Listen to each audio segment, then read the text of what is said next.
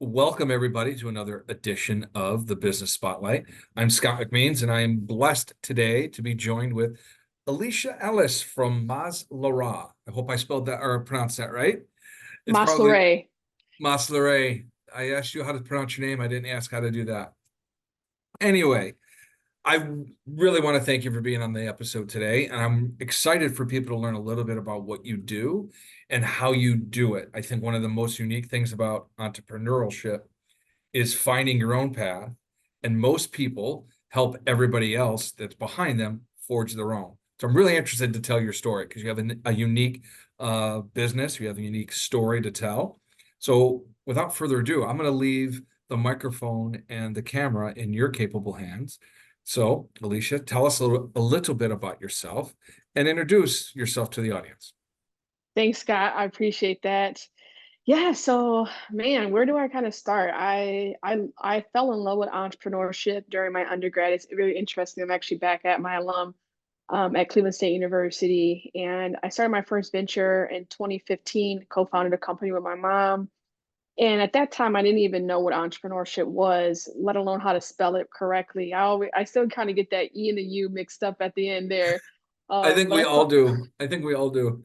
yeah, so I got into it and I fell in love. I fell in love with it. I grew up around a lot of the hustling mentality, kind of, you make it to you fake it till you make it kind of concepts of you wake up, you work hard and you work for what you want. And so with entrepreneurship and diving into that space, it opened up so many different doors for me. I started my consulting firm in 2017-ish. And what I was able to do for the first venture and helping share their story and package, I did everything from website development to branding, contract negotiations, program development. I kind of took all that lived experience and I took myself through a process of like, what is it that I enjoyed the most out of that? And what I found was I loved helping people. And I feel like maybe that populated in my spirit probably since I was a young girl. And so every business venture, every project I've said yes to, some way or another helps somebody on a positive through a positive lens, a positive social impact, and that has led me to working on some great projects here in Cleveland and our region. It's led me to work with some amazing creatives and entrepreneurs here in the city, and I love being able to do that, and it's just been really, really great for me to continue to explore these different opportunities. And let me obviously creating Mas LaRae, which is a multimedia platform. Mas LaRae means more light, so it's all about this positive message. How do we uplift voices and through storytelling? And we do that through podcasting, events, blogging, articles. And so it's been fun. I mean, it's been a journey so far. I love it. And I think what's interesting is you keep going back to you like to help people, and that's entrepreneurship. Despite neither one of us being able to properly spell it, because I always mess that up too. It's helping. It's driving yourself to do something that you haven't done before in an arena you have no idea what you're doing. So helping people is one of the most. It's a great thing to help other people figure out how to do this. And when you've been down that path, you've blazed that trail, it's easy to turn around, grab somebody by the hand, and pull them along with you because they can learn from the mistakes, learn from the successes that you've had. I think that's really cool. What I want to do is talk about your real push to be a storyteller, because I think that's one of the things about your multimedia company, Mas LaRae, There you is go. you you really push the idea that you're a storyteller. And I want the people to understand how you can take somebody's story and allow it to be told in a way that it's valuable to somebody that is sitting in the audience trying to figure out what to do next. So spend a little bit of time, tell us about being a storyteller. Yeah, that's a really great kind of concept to expand on. I think for me, when I think about it, I envision myself as a young girl loving to sit with um, older family members and kind of like our elders in our community and ask them questions, learn about their background, learn about what they've been through, learn about the adversity that they've been up against. And a lot of times, I would just kind of sit at their feet and listen to them share stories. I mean, there's nothing better than listening to the older generation sit back and tell these stories that have changed over the years. And I believe that's when I fell in love with storytelling. And then obviously always really watched a lot of movies, different shows, and I've always been really just fascinated on the storyline. I actually wrote, when I was younger, I wrote a couple books when I was a student in elementary school, poetry, and I always saw myself as this writer and a storyteller. But as life went on, and I think come with my background and just my family dynamics, it kind of took me away from that and pursuing storytelling, pursuing writing at that age. And so when I continue to advance in life, and I found myself back in this storytelling Hmm. element where I believe my heart has always been. And now in these spaces, I feel like storytelling is something that was so rooted in our culture at one time, as people. Didn't matter Hmm. what background you had, how old you were, what your ethnicity was, storytelling was a thread. It's kind of like food. You can laugh, you can love, you can be around a table of food, and it can immerse different cultures together. It can blend different languages, and that's how I look at storytelling in its own way. It's an amazing three-course meal that we can partake in one to another, and it's just been an amazing journey now being able to be on the other side, and helping pull stories out of people and really asking those questions of how did you get here? What's your purpose? What's your why? What Hmm. impacted you to think the way that you do?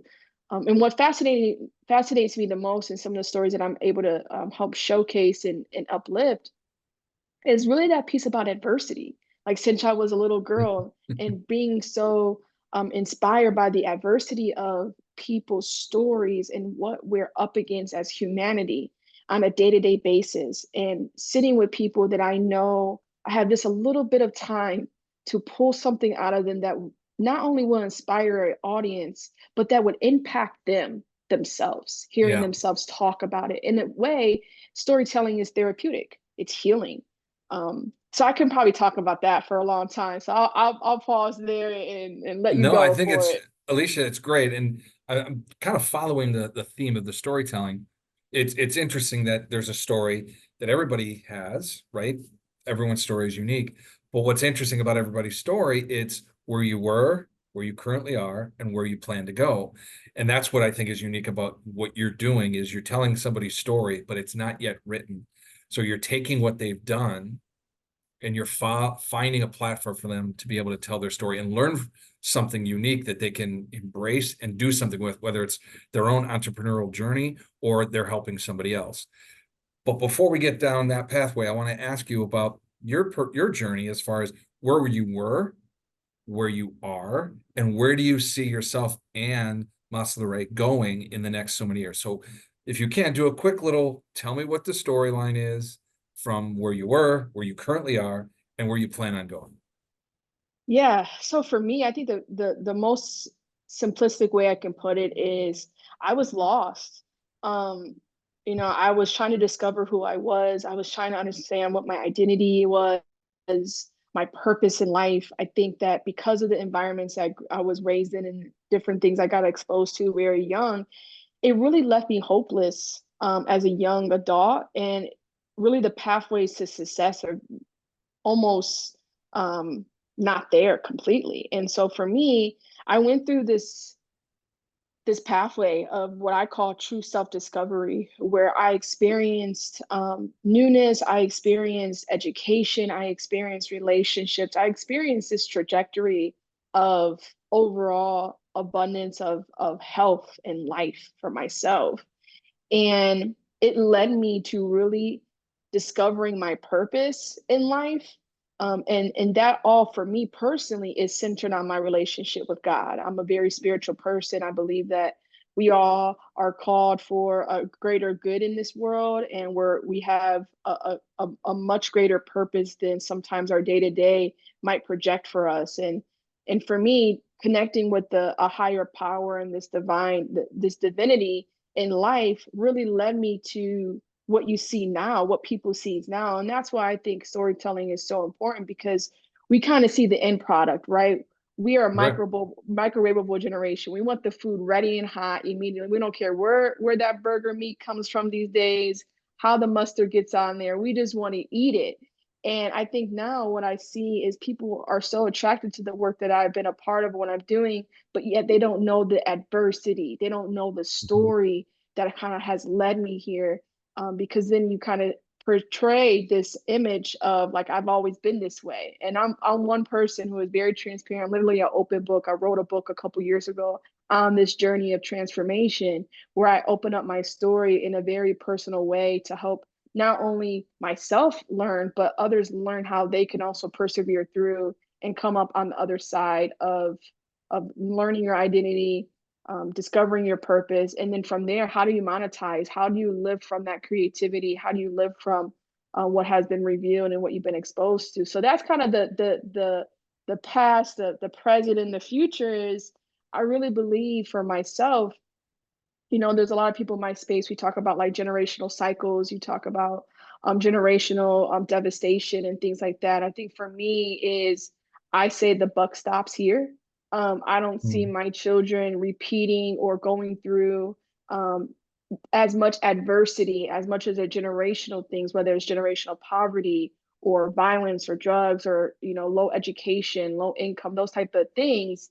Um, I believe that it stopped with me, and I'm hoping that with the work that we're doing, I'm not only able to display that message in that story, but I'm able to help show other people how they can do it for themselves. And one way that we talk about helping people, it's great to help people. Like I love the food drives and those things, but I want to teach people how to fish, right? Yeah. Because that way, then they can help themselves eventually. And sometimes you got to get them there, right? You got to feed them a couple times in order to then so that you can help sustain them, and then they can start to open up and like, wow, I can really do this myself. And that's why I see the future being not just with Mas LaRae, but all the ventures, all the ideas that will come in the future. It's like all centering back to like that empowerment, and that transformation that I think that we have the opportunity, but also the power to partake in. I think it's a beautiful sentiment. And one of the notes I wrote down, I think it's really powerful, is growing across your own journey. What I mean by that is whoever you were, whoever you are, whoever you're going to be, it's always growth. You grew from whoever you were. You are currently finding something you need to grow and discover. And then eventually you're going to be not a different person, but have a different perspective, different mindset, different allowance of abundant information and different things you will and will not allow into your world. And that's part of growth. And I think it's a very special thing that most people don't take advantage of, is being able to see who you were, who you are currently, and where you're going to go. It's a powerful thing to be able to embrace growth and change, because that stuff doesn't happen outside of, or that stuff only happens outside of a comfort zone. And people are Yeah. very comfortable and they don't want to change. But when you look at it from a perspective of you can be something different with your own set of beliefs, values, and identity, that's fine. But you have to know who you are and what you're willing to bring to the table in order to Yeah. change. So I appreciate that. I think that's a really great point. And for me, Scott, my experience was I had to get out of the environment. Yeah. Sometimes you don't know what else is out there. So you're just like, well, there's no way I can be anything else because this is all I know. So once I got out of the environment and I saw that my normal wasn't everyone else's normal, I was like, wow, okay, where can this now lead me? And I just went on this very long, in-depth discovery journey. That's just like I was trying so many new things, and I was saying yes to opportunities, and I learned what I liked and what I didn't like, and that Yeah. was for me. It's like getting out of that environment opened a whole new world for me that I just didn't really know existed. You made a really good comment. I'm gonna play with the words with a little bit, because I think it has a very pointed sound to it. Normal is not normal, right? Your normal isn't what everybody else thinks is normal. My normal isn't what everybody else thinks is normal. But it's what we believe or what we've been raised in to consider to be, oh, that's normal for me. Yeah, that's No, just the it's way it not. is. Yeah. That's what you've experienced, but there's a whole world of beautiful opportunity and abundance and things that you can take advantage of if you just get out of your normal and embrace what other people think is normal. So you can Yeah. learn and grow and develop. This has been great. Alysha, I want to talk about some of the great lessons you've learned over the years so the audience gets a chance to kind of tap into, okay, I've had something like that happen to me, or I've experienced that, and it gives them a chance to, all right, this is my next step forward. So think about one lesson or one challenge that you've had that you've overcome, and what did you learn from it? I'd like to really peel those layers back of that onion and understand what is it that you have learned over the course of the last couple of years that you think is profound enough that the audience would want to listen to. Oh man, I feel I can go a couple different directions with this one. Sure. I feel like the most recent when I think about the last few years, so let's say 3 to 5 years, um, learning that vulnerability is a strength and not Okay. a weakness. Um, I reflecting on my childhood, reflecting on who I was as a child. Um, I was very emotional, but I was told that, or I was trained and taught that emotions only can look one way. And Mhm. so as an adult, I wondered why I couldn't express my emotions effectively. And that then impacts my communication style. That then impacts my relationships. That then impacts my bottom line, right? So when Mhm. we're talking about business and how this plays back to entrepreneurship, I went through a season where I had to dig deep, and I'm talking really deep, Scott, to understand my challenges with vulnerability, and that's really what led me to writing the book to begin with, and even really diving deeper with Mas LaRae, because how can I expect people to come on our platform and be vulnerable when I couldn't even be vulnerable? Yeah. When I didn't even really know what vulnerability truly meant. And so I went down this a couple years ago where I really just I just was like, I put my hands up and I'm just all right, I need to learn and I need to be taught and I need to be reconditioned. And so that lesson for me was vulnerability is one of our greatest strengths.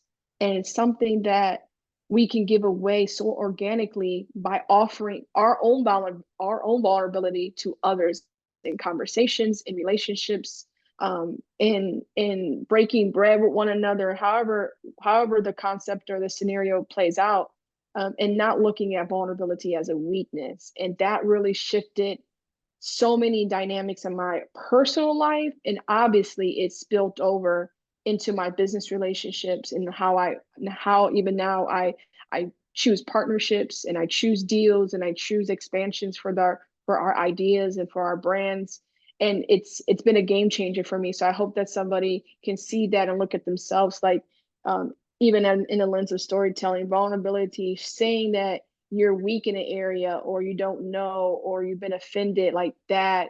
First of all, it's a great conversation starter. Second of all, it you're able to open up with your heart. And I think so much of our day to day, we're so disconnected from our heart, and we're so desensitized from the realities that we're living in versus the reality that we want to help create and change. I really appreciate you taking that pathway and talking about it because vulnerability, ego, or hubris is the enemy of success in a lot of people. And I believe that vulnerability is a very difficult thing for people to tap into. But once they tap into it and they recognize in themselves what others can strengthen through, like you said, through opening up and allowing them in, you become so much more powerful because now you have so many different arrows in your quiver that before you didn't have because you Mm-hmm. were afraid to ask for help or you thought you already knew it. The vulnerability that somebody possesses allows others to help them. And I think that's a really Yes. powerful message because people just don't get it. And they're so Mm-mm. afraid. And in this world where Facebook posts indicate that you're supposed to look this way and drive this car and have this flashy money, but it's all a facade. It's not real. But being vulnerable and saying, I need help is a huge strength. Yeah. And most people are afraid to admit they need help. So thank Yeah. you for taking us down that path. That's a really powerful message. Yeah, All right, absolutely. we're going to turn this around now. I'm going to ask you to brag a little bit about what Okay. you've done so people can understand following the storyteller, following the entrepreneurial pathway, and being vulnerable can actually lead to a pretty successful business and a pretty successful reputation in the marketplace.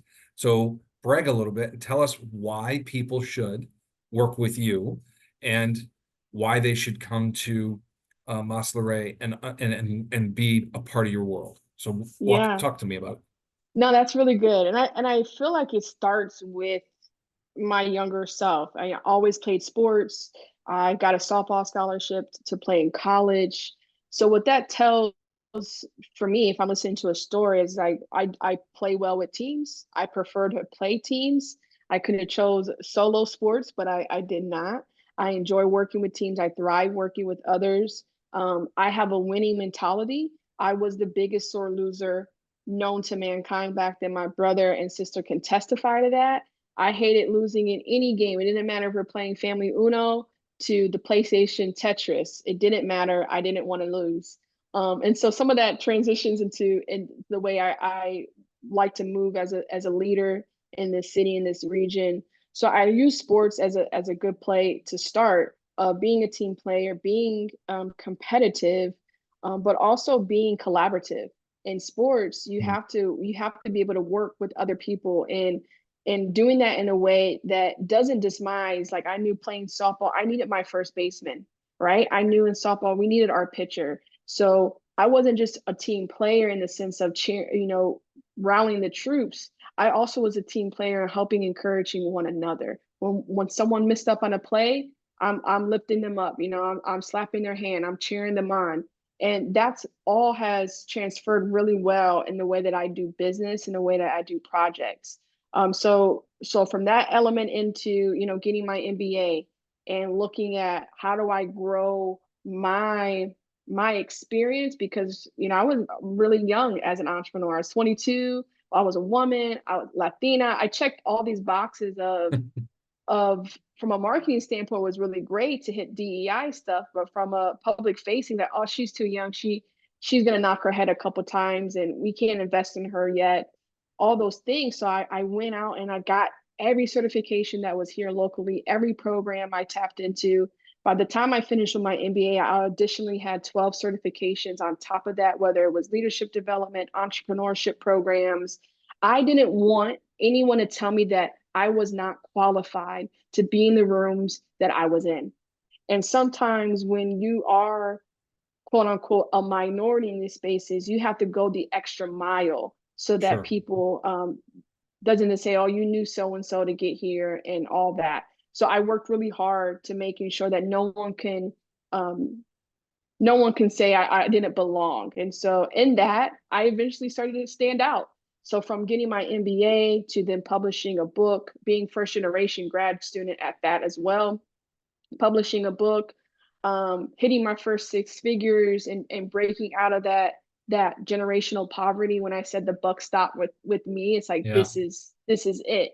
Um, to now, being able to work on several different brands and different companies, helping nonprofit organizations, to helping the mayor's administration work on initiatives. The storyline goes on, but for me, it's more so of the inside out. I think that oftentimes we think the work and the accolades makes the person, but all of that and the more that's going to come in the years to come are just extras to me. What really makes me Okay. me is when I go into a room, how does my spirit, how does my personhood make people feel? When I walk into an event or I jump on a Zoom, how am I making other people feel? How am I um, spreading that more light, which is what Mas LaRae is all about? And I feel like for me, it's not just a responsibility, it's part of who I am. It's part of my purpose to pulling that out of other people and igniting other people's lights. So, I can talk about the things that I've done, which are great, and people can see that on social media. But for me, what makes those things even attractive is the work I've had to do with myself, that internal work, and that I'm the same person, whether I'm on my own podcast or on your podcast, or I'm having dinner with my family, or I'm playing with my nephews and nieces. It's the same person, and sometimes I have to just show up a little differently in these different Sure. spaces. Well, you are genuinely you, and that comes across in every conversation we've had. And I'm sure the audience is listening and watching and saying that is one of the most inspirational, genuine, authentic people I've ever had a pleasure of listening to. So I want to thank you, Alysha, for being on the show. You've been fantastic. There's one I final question. appreciate that. Thank you. Oh, it's been my pleasure. One final question for you, and that is, if Alysha was to sit down on a park bench next to the 18-year-old version of herself, what would you tell your 18-year-old self?